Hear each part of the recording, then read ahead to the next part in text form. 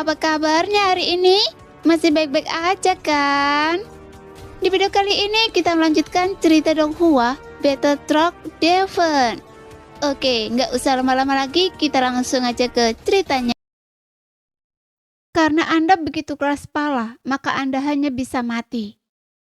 Mata pemimpin itu sedingin es saat segel tangannya bergeser dengan cepat. Pembatasan mulai mengerahkan kekuatannya, dan rantai yang menusuk daging pemakan kekosongan mulai dengan panik menembus tubuhnya. Kekuatan dan kecepatannya begitu besar sehingga pemakan kekosongan mulai meronta dan meraung kesakitan. Ayah, ia memohon bantuan kepada kita. Ia mengatakan akan melakukan apa saja jika kita bisa menyelamatkannya. Dan ia mengatakan ia tahu lokasi istana Roh Guntur.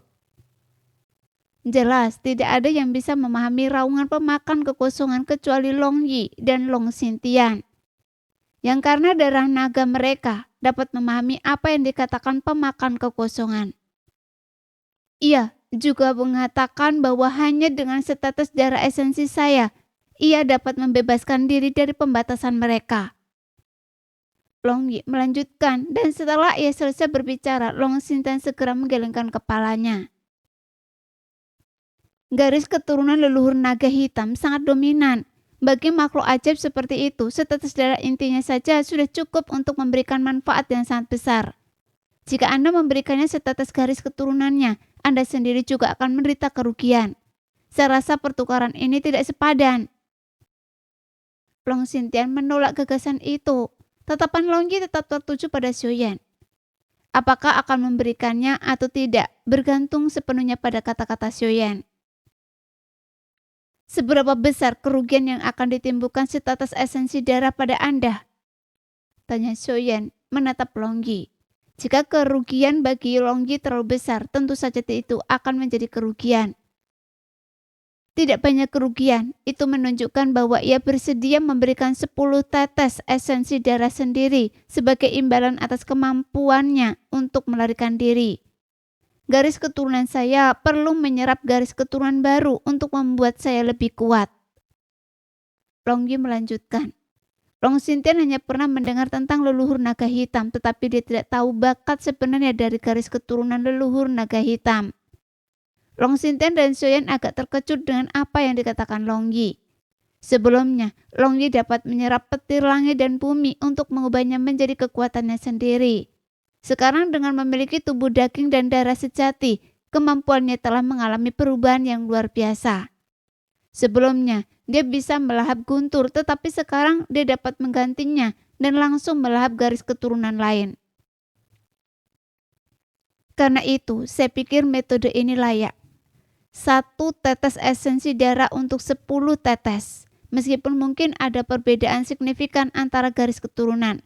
Jika memang seperti yang Anda katakan, melahap garis keturunan baru dapat membuat Anda lebih kuat. Jadi itu bukan kesepakatan yang buruk. Xiuyan merenung sejenak dan kemudian menganalisis untuk Long Yi. Long Yi mengangguk. 1 tetes darah esensi sebenarnya tidak akan menyebabkan bahaya apapun bagi Long Yi. Itu akan tanpa rasa sakit dan dia bisa pulih dengan cepat. Iya ayah, dia sangat membutuhkan bantuan kita. Akan terlambat jika kita menunggu lebih lama. Long Yi mengangguk. Xiuyan melihat pemakan kekosongan yang terperangkap di bawah oleh puluhan orang. Jika dia membantu pemakan kekosongan, dia pasti akan menderita pembalasan dari keluarga Jin. Dan Xiuyan masih agak khawatir. Kecuali mereka bisa membunuh semua orang yang ada di sana, karena tidak ada yang melihat Xiuyan dan yang lainnya. Dan keluarga Jin tidak dapat melacak mereka kembali. Long Yi segera berkomunikasi dengan pemakan kekosongan. Menanyakan apakah ia dapat melawan kelompok ini setelah melarikan diri.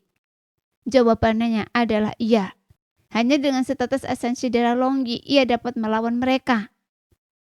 Ia mengatakan kelompok ini sudah terluka dan hanya dengan setetes darah esensinya, ia dapat melahap mereka semua. Kata Long Yi. Xiuyan sangat gembira mendengar ini karena tidak ada lagi kekhawatiran. Baiklah. Tetapi memberikan setetes esensi darah ini tidak akan semudah itu. Xiuyan melihat puluhan orang di bawah. Orang-orang ini bukanlah orang biasa. Bahkan jika Long Yi dapat memberi mereka setetes esensi darah, pemakan kekosongan perlu dapat menerimanya. Kalau begitu, kita hanya bisa menggunakan taktik mengalihkan. Melihat situasi saat ini, Suyen tahu bahwa pemakan kekosongan tidak akan bertahan lama lagi, jadi mereka harus bertindak segera. Setelah membuat beberapa persiapan, Suyen memutuskan bahwa dia harus menggunakan kartu trupnya. Ding Yue meletakkan tangannya di belakang punggung dengan senyum polos di wajahnya. Suyen telah menyaksikan betapa kuatnya gadis ini dan mengingat statusnya, keluarga Jin pasti tidak akan berani melakukan tindakan gegabah. Ayo pergi. Suyen memimpin semua orang turun dari bahtera tanpa rasa takut. Semua orang memiliki sumber kekosongan, sehingga mereka dapat bergerak bebas di lautan kekosongan. Namun sumber kekosongan bukanlah sesuatu yang bisa digunakan sekali saja. Ia akan perlahan-lahan mengering. Tetapi ini adalah kali kedua Suyen dan kelompoknya menggunakan sumber kekosongan untuk masuki laut kekosongan. Jadi sumber kekosongan masih cukup. Suyen dan kelompoknya dengan cepat mendekati pemakan kekosongan. Puluhan anggota keluarga Jin juga memperhatikan Suyen dan kelompoknya, sehingga pemimpin kelompok itu mengurutkan kening dan tiba-tiba melepaskan auranya. Tekanan yang menyesakkan membuat Suyen dan yang lainnya merasa sangat tidak nyaman.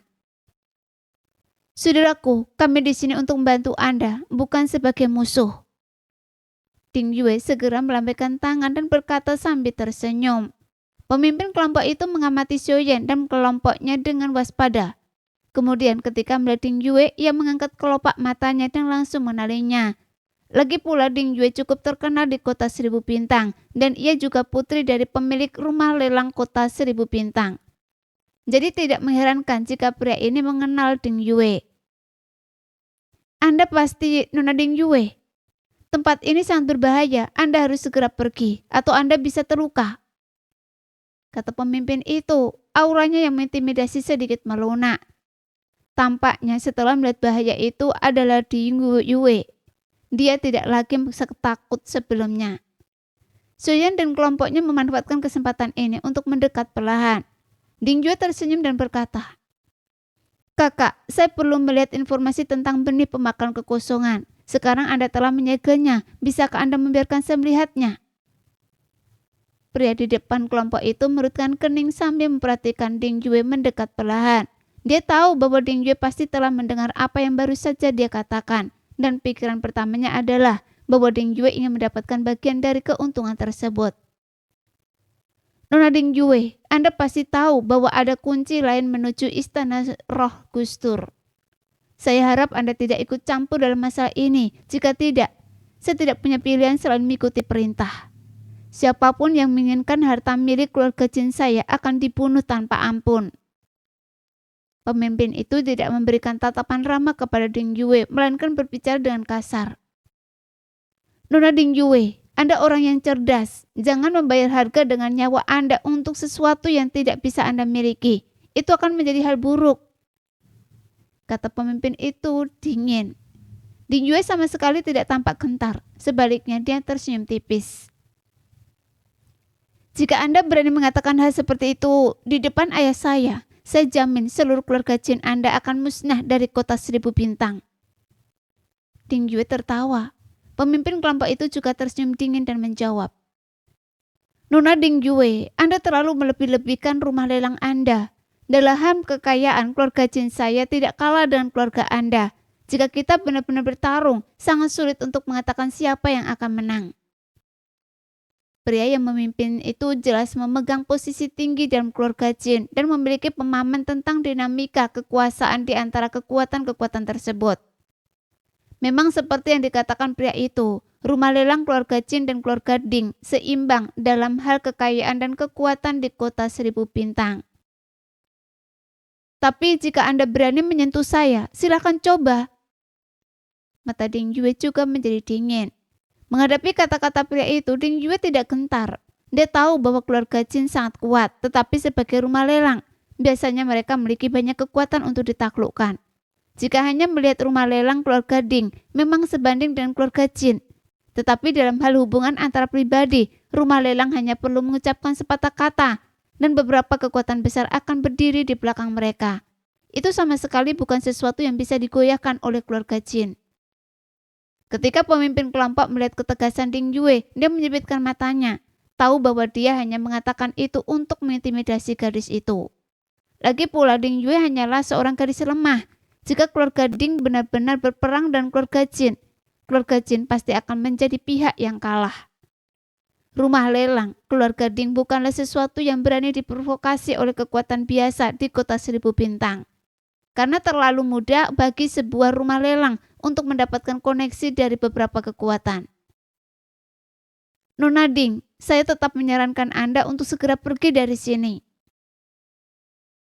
Pemimpin kelompok itu melanjutkan dan Ding Yue mengangguk setuju. Baiklah, saya akan pergi. Namun saya tidak dapat menjamin bahwa berita tentang keluarga Jin Anda yang menemukan 2 kunci istana roh petir tidak akan tersebar. Anda... Mendengar itu, pemimpin kelompok itu menggertakkan giginya karena marah. Begitu berita ini tersebar, beberapa kekuatan besar lainnya akan mengincar keluarga Jin. Selama keluarga Jin mengambil tindakan apapun, hal itu pasti akan diketahui dan mustahil bagi mereka untuk memonopoli istana roh guntur. Mereka bahkan mungkin akan disergap. Sebenarnya, apa yang Anda inginkan? Sang pemeran utama karena tidak punya cara lain untuk menghadapi Ding Yue menggertakkan giginya dan berkata dengan dingin. Sudah saya bilang, saya hanya ingin beberapa informasi tentang pemakan kekosongan. Biarkan saya menyelidikinya jika Anda setuju. Saya berjanji tidak akan pernah membiarkan masalah ini lepas dari perhatian publik. Jawab Ding Yue sambil mengangkat bahu. Benarkah? Pemimpin itu tidak punya pilihan. Dia tidak ingin berita itu bocor, jadi dia harus menyetujui permintaan Ding Yue. Ding Yue mengangguk sedikit. Pemimpin kelompok itu hanya bisa menggertakkan giginya dan mengangguk, berkata, kalian hanya punya ke-1/4 jam. Jika kalian melebihi batas waktu, kami juga tidak akan mampu mengendalikan pemakan kekosongan ini. Jika ia lepas kendali, kita semua akan binasa. Kalau begitu, terima kasih banyak kakak. Ekspresi Ding Yue langsung berubah. Kesombongannya yang sebelumnya tiba-tiba berubah menjadi senyum main-main. Dia tersenyum pada pria itu lalu memimpin Xiaoyan dan yang lainnya untuk segera mendekati pemakan kekosongan. Para pria yang dipimpin oleh keluarga Jin hanya bisa menyaksikan tanpa daya saat Xiaoyan dan kelompoknya perlahan mendekati pemakan kekosongan. Ding Yue mengedipkan mata kepada Xiaoyan dan Xiaoyan serta kelompoknya mengikuti Ding Yue seperti pengikutnya. Begitu mereka mendekati pemakan kekosongan, Long Yi akan mencari kesempatan untuk memberikan darah esensinya. Tepat ketika Xiaoyan dan yang lainnya hendak mendekati pemakan kekosongan, Xiaoyan merasa bulu kuduknya berdiri. Dia berbalik tiba-tiba dan mendapati bahwa pria yang tadi tersenyum telah berubah dingin dan muram. Sambil memegang pedang panjang, menatap Xiaoyan dan yang lainnya. Jangan kira saya tidak tahu apa yang Anda rencanakan. Masalah ini diperintahkan langsung oleh Patriark. Keluarga Jin kami bertekad untuk mendapatkan kunci kedua. Hari ini, saya tidak peduli apakah Anda Ding Yue, seorang nona muda dari rumah lelang keluarga Ding atau leluhur.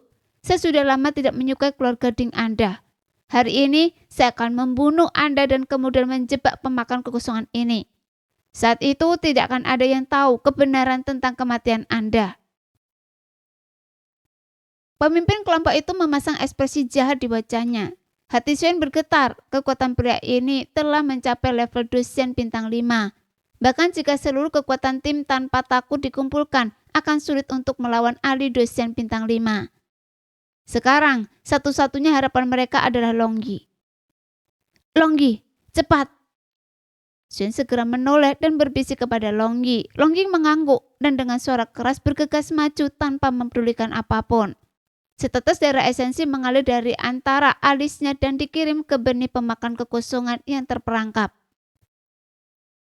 Apapun yang kalian rencanakan, yang terkuat di antara kalian hanyalah Dosian bintang 2. Nona Ding Yue sungguh berani. Dengan kekuatan serendah itu, kalian sebaiknya tinggal di kota 1000 bintang. Berkeliaran seperti ini bisa dengan mudah menyebabkan kematian seseorang. Pemimpin kelompok itu berkata dingin dan dengan lambian tangannya, anggota keluarga Jin lainnya perlahan mendekat ke Xiaoyan dan kelompoknya. Bersiaplah untuk bertempur!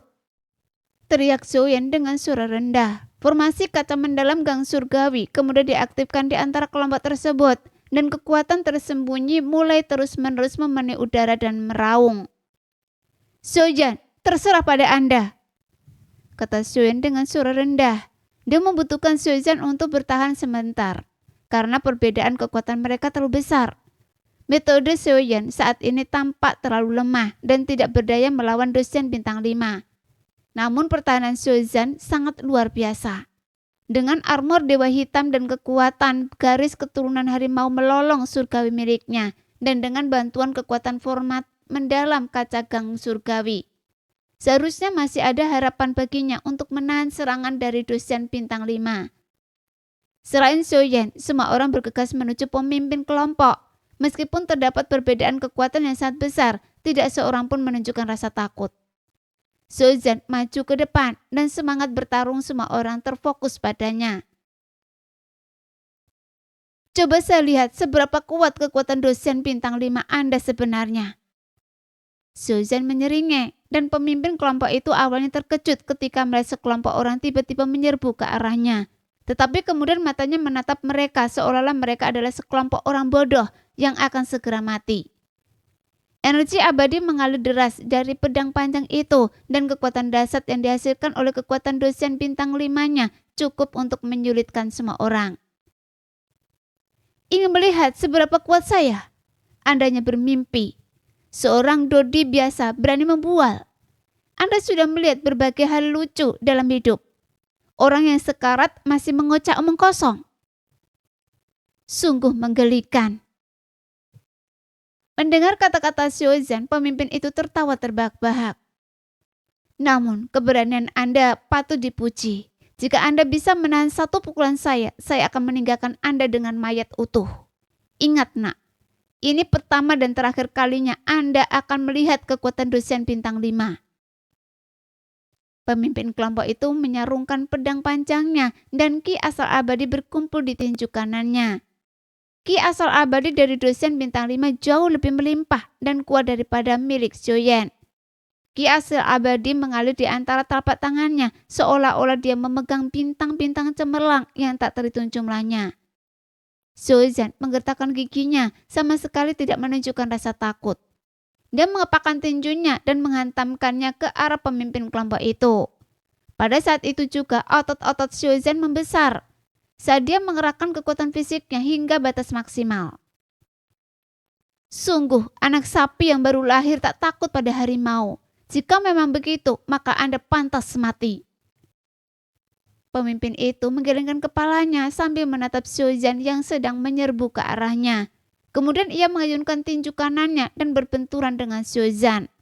Terdengar suara dentuman keras dan gelombang energi dahsyat menyebar keluar. Ledakan. Suara itu terus terngiang di telinga mereka dan semua orang tersapu oleh gelombangan kejut energi. Formasi mereka hancur total. Sesosok tubuh terlempar ke belakang akibat guncangan energi tersebut. Itu adalah Xiuzhan. Armor dewa hitam di lengan Xiuzhan hancur total dan dia memuntahkan seteguk darah. Feng Bo dan Nan Ermi dengan cepat terbang mendekat dan menopang Xiuzhan. Karena Xiuzhan menutup matanya dan tampak seperti telah kehilangan nyawanya. Xiuzhan! Nan Erming dan Feng Bo mengguncang Xiuzhan yang tampak tak bernyawa. Kekuatan pukulan dari pemeran utama jauh melebihi kemampuan Xiuzhan untuk menahannya. Hanya dodi yang berani menantang saya. Dia benar-benar terlalu percaya diri. Pemimpin itu mencibir, matanya sedingin gua es. Namun Xiuzhan yang tadinya tak berdaya tiba-tiba batuk 2 kali. Kelopak matanya yang berat berusaha terbuka dan matanya tampak kosong. Namun tatapannya masih tertuju pada pemimpin itu dan bahkan senyum muncul di wajahnya saat ini. Seterima pukulan ini. Xiuzhan berbicara perlahan, suaranya tidak keras tetapi terdengar jauh dan luas. Dan ketika sampai di telinga pemimpin itu seperti guntur. Tidak, mustahil. Pemimpin itu tak percaya, pukulannya tidak hanya cukup kuat untuk membunuh seorang dodi. Bahkan dosen bintang 1 atau bahkan dosen bintang 2. Akibatnya Xiuzhan hanya menderita luka-luka dan tidak dalam bahaya maut. Guandong dan Ding Yue sangat terkejut. Melihat Xiuyan dan Xiuzhan, mereka seperti 2 orang gila. Yang satu berani memberi perintah dan yang lain berani menyerang.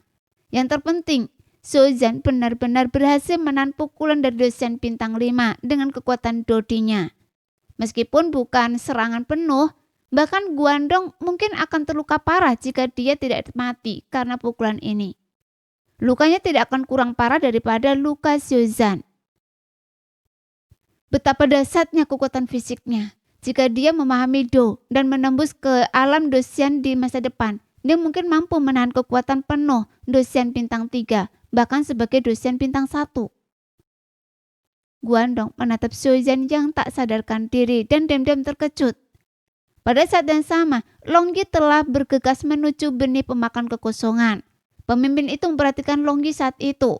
Meskipun dia tidak tahu apa yang akan dilakukan Longyi, dia tahu itu tidak akan baik. Jadi dia segera meraung. "Cepat, hentikan dia!" Begitu pemimpin selesai berbicara, orang-orang lain yang memegang rantai emas tidak punya pilihan selain menjatuhkannya dan bergegas menuju Longyi. "Xiaoyi!" seru Xiaoyan dengan suara berat, dan Xiaoyi yang gemuk muncul di atas kepala Xiaoyan. Seluruh tubuhnya tembus pandang, dan ia mengeluarkan suara-suara aneh. Api berkobar di tangannya dan dengan cepat mengembun menjadi pukulan teratai api. Kali ini, Xiaoyi tidak langsung melemparkannya, melainkan memegang teratai api itu dan menariknya dengan teknik aneh, mengubahnya menjadi pedang tajam.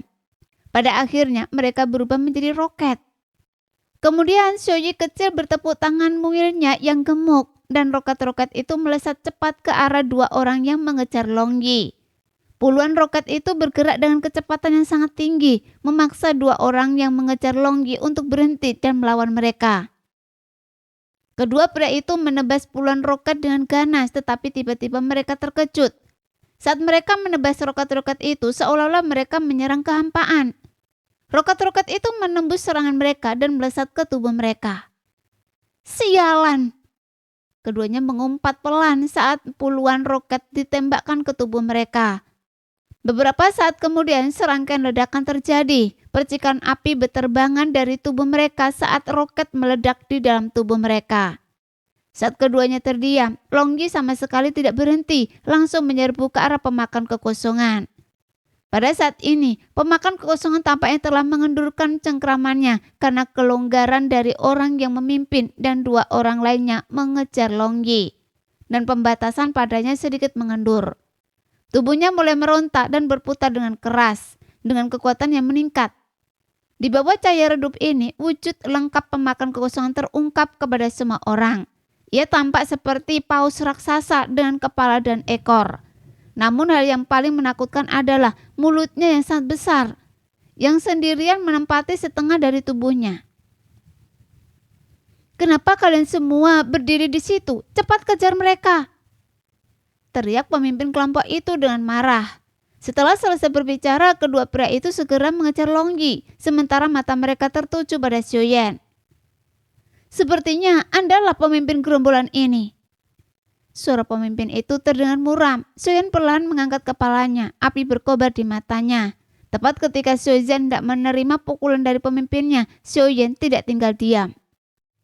Pada saat ini, sebuah teratai api surgawi telah terbentuk di depannya. Teratai api surgawi ini berbeda dari yang biasa. Penampilannya lebih padat seperti bunga teratai sungguhan, dengan kelopaknya yang terbuka di tangan Xiaoyan. "Benar, tebakan Anda tepat, tapi saya sudah menyiapkan hadiah besar untuk Anda." Xiaoyan tersenyum nakal, menyeret teratai api surgawi di tangannya, dan sebelum pemimpin itu sempat bereaksi, dia melemparkannya langsung ke arahnya. "Saya penasaran seberapa kuat teratai api surgawi ini. Sepertinya 3 kali lebih kuat dari biasanya," ucap Xiaoyan perlahan. Ia menggunakan 3 tetes cairan spiritual atribut api untuk memurnikan teratai api surgawi hingga 3 kali lipat kekuatan normalnya dalam waktu yang sangat singkat. Dan teratai api surgawi adalah serangan area yang cukup luas. Dengan jurus ini, teratai api tidak hanya dapat melukai pemimpinnya, tetapi juga menimbulkan ancaman bagi kelompok orang di sekitarnya. Dengan suara teredam, auman kehampaan yang gelap, teratai api surgawi milik Xiaoyan tiba-tiba meledak, dan cahaya yang dipancarkan oleh apinya menerangi seluruh sekitarnya. Api tersebut menyelimuti pemimpin kelompok itu, dan gelombang api yang sangat ganas menyebar keluar. Soyen menggunakan api surgawi untuk menyelimuti semua orang sehingga mencegah mereka terpengaruh. Bahkan 2 orang yang mengejar Long Yi pun sempat tertegun. Tampaknya juga terpengaruh.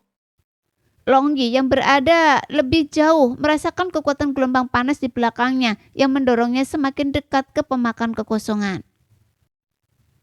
Pemangsa kekosongan, terimalah darah esensi saya. Long Yi mendekati pemangsa kekosongan dan di punggungnya 10 cahaya biru gelap berkedip-kedip. Itu adalah mata pemangsa kekosongan. Di lautan kekosongan yang gelap, ia jarang menggunakan matanya yang biasanya tertutup. Hanya pada saat ini ia membuka matanya yang sudah lama tidak dibukanya. Dan mata biru gelapnya menatap Long Yi dengan tatapan berkedip-kedip. Dia perlahan membuka mulutnya, rahang raksasanya hanya terbuka sedikit, namun melepaskan daya hisap yang mengerikan. Menyedot darah esensi dari tangan Long Yi ke dalam rahangnya. Setelah menyedot darah esensi, benih pemakan kekosongan menutup rahang raksasanya lagi, bahkan menutup matanya. Long Yi langsung merasa cemas dan meraung ke arah pemakan kekosongan dengan raungan naga. Long Yi tahu bahwa Xiaoyan dan yang lainnya mati-matian berusaha mengulur waktu dan kekuatan keluarga Jin terlalu besar. Bahkan jika tim pemberani menggunakan seluruh kekuatannya, itu hanya bisa memberi mereka waktu singkat. Ledakan teratai api surgawi milik Xiaoyan berlangsung sangat lama. Di lautan api yang belum mereda, Xiaoyan menyipitkan matanya dan menatap tajam lautan api yang terbentuk akibat ledakan teratai api tersebut. Sambil memegang penguasa abadi api surgawi di tangannya, bayangan pedang muncul bergerak dan kecepatan luar biasa, seolah-olah tiba-tiba di hadapan Xiaoyan dalam sekejap. Dalam sekejap mata, Xiaoyan bereaksi cepat, mengangkat penguasa kuno api surgawi di depan dadanya. Namun bayangan pedang itu menembus penguasa kuno api surgawi dan bahkan menembus baju zirah spiritual Xiaoyan. Dengan sebagian besar ujung pedang tertancap di daging Xiaoyan. Pada saat ini, Xiaoyan meringis kesakitan, menahan rasa sakit sambil cepat-cepat menghunus pedang panjangnya. Saat itu, seluruh tim pemberani berkumpul di depan Xiaoyan untuk menghalangi jalannya. Pada saat itu, setelah lautan api perlahan menghilang, sesosok figur berdiri melayang di dalamnya.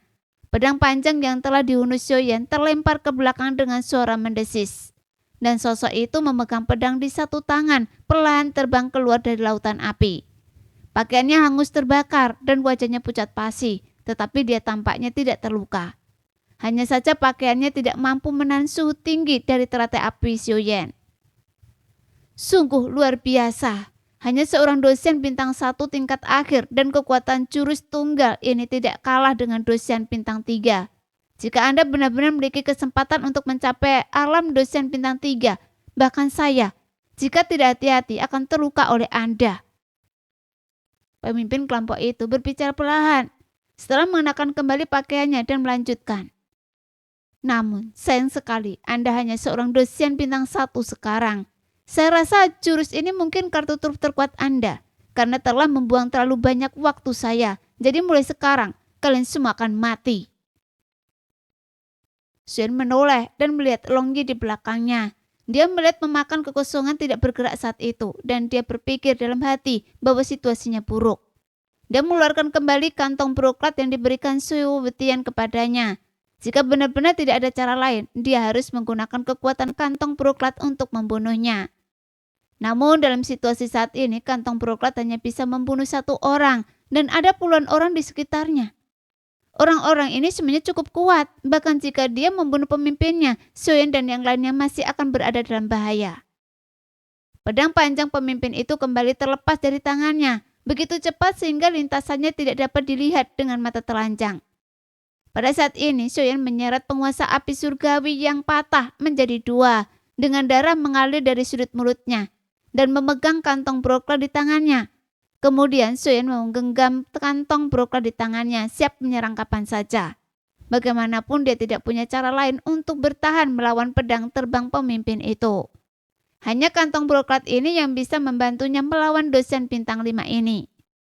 Tepat saat itu suara seruling pelan terdengar dan pedang panjang yang hendak menusuk Xiaoyan dan yang lainnya berhenti di udara, terus bergetar. Mendengar ini, Xiaoyan dan yang lainnya sangat gembira. Xiaoyan tentu saja akrab dengan suara seruling dan tidak mungkin orang lain bisa memainkannya. Saudara Buyu, Mata Ding Yue berbinar ketika mendengar alunan musik seruling. Di kejauhan ia melihat sebuah bahtera pelan mendekat. Hua Buyu mengenakan pakaian putih polos, berdiri di haluan, memegang seruling dengan kedua tangan. Suara merdu seruling dan siu terdengar, mengejutkan pria di depan rombongan itu. Mata yang berlinang air mata bertanya pada bunga-bunga, tetapi bunga-bunga tetap diam.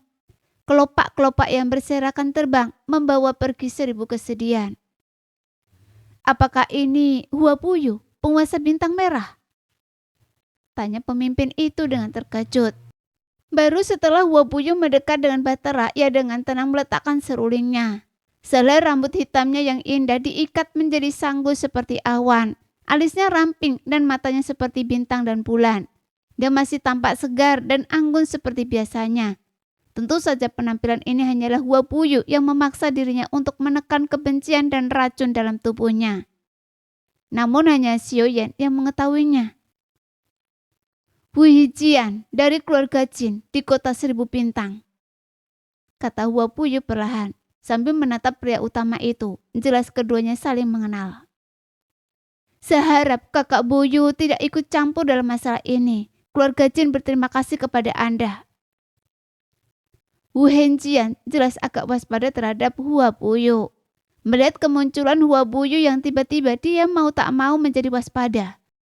Hua Buyu terdiam sejenak dan Wu Henjian sedikit merutan kening. Saya tahu reputasi saudara Buyu. Di bintang Ciheng, Anda bahkan bisa menyaingi dewa perang. Tapi ini bukan bintang Ciheng. Jika Anda bersikeras ikut campur, maka saya tidak keberatan menghadapi satu orang lagi. Wajah Wu Henjian berubah dingin melihat sikap Hua Buyu dan dia berbicara dengan suara berat. Ini memang bukan bintang merah, tapi tidak jauh. Jadi saya masih bisa menggunakan kekuatan bintang merah. Saya rasa itu lebih dari cukup untuk membunuh dosen bintang 5. Kata Hua Buyu perlahan. Mendengar itu, Ding Yue di belakangnya sedikit murutan kening, merasakan ada sesuatu yang tidak beres. Melihat penampilan Hua Buyu, Ding Yue sedikit terkejut. Hua Buyu yang dikenalnya tidak akan pernah berbicara seperti ini, dan dia belum pernah mendengar kata-kata mengancam seperti itu sebelumnya. Di Yue langsung berpikir bahwa hanya ada satu kemungkinan. Kakak Buyu itu tidak punya cara untuk menggunakan kekuatannya di luar bintang merah. Dia hanya mengancam Wu Henjian sekarang. Tentu saja, Wu Henjian tidak menyadari bahwa Hua Buyu terkenal dan bahkan tanpa menggunakan kekuatan bintang merah, kekuatan Hua Buyu sebagai dosen bintang 4 sangatlah hebat. Jika Hua Buyu benar-benar menggunakan kekuatan bintang merah, Wu Henjian tidak akan mampu menandinginya. Memikirkan hal ini, otot wajah Wu Henjian bersekedut tanpa disadari. Awalnya dia mengira tidak akan ada yang mengganggu perburuan pemakan kekosongan ini. Lagi pula di lautan kehampaan timur, kekuatan pemakan kekosongan tingkat rendah sangat biasa saja. Bahkan bintang merah pun sama. Di seluruh bintang merah hanya kekuatan Hua Buyu yang luar biasa dan kekuatan keseluruhannya relatif lemah. Tanpa diduga, operasi untuk memburu pemakan kekosongan yang awalnya dianggap berjalan lancar justru digagalkan oleh Xiaoyan dan kelompoknya. Tepat ketika tampaknya Xiaoyan dan kelompoknya akan dikalahkan, Hua Buyu muncul. Semakin lama situasi ini berlarut-larut, semakin merugikan keluarga Jin. Begitu pemakan kekosongan lolos, Jin tidak akan bisa menangkapnya lagi. Meskipun ia telah menderita beberapa luka dalam akibat penangkapannya. Jika pemakan kekosongan lolos di depan mata mereka, ia pasti akan dihukum berat ketika kembali ke kota 1000 bintang. Lalu, apa yang Anda inginkan? Jika Anda benar-benar ingin campur dalam masalah ini, keluarga Jin pasti tidak akan membiarkan Anda lolos begitu saja. Wu Henjian menatap Hua Buyu dengan tatapan dalam dan berkata dengan suara berat. Hua Buyu tersenyum tipis. Seperti yang mungkin Anda ketahui, di bintang merah, apalagi keluarga Jin Anda, bahkan jika ada 2 keluarga Jin, saya Hua Buyu tidak akan takut. Hari ini saya hanya di sini untuk membawa adik perempuan saya pulang. Jadi tidak peduli berapa banyak ancaman yang Anda ucapkan. Itu tidak akan banyak berpengaruh. Itu hanya akan membuat saya ingin membunuh Anda. Hua Buyu berbicara dengan suara berat. Langkahnya tidak lambat maupun pelan. namun penuh intimidasi, menyebabkan Wu Hengqian menatap Hua Buyu dan ketakutan, tidak berani mengatakan apapun lagi. Hua Buyu melirik Wu Hengqian dengan dingin, lalu perlahan mengalihkan pandangannya ke Ding Yue di kejauhan dan berkata pelan, "Kenapa Anda tidak datang ke sini? Anda gadis kecil yang tidak patuh." Nah, sekian dulu cerita hari ini. Kita lanjut lain hari ya guys ya. Bye-bye.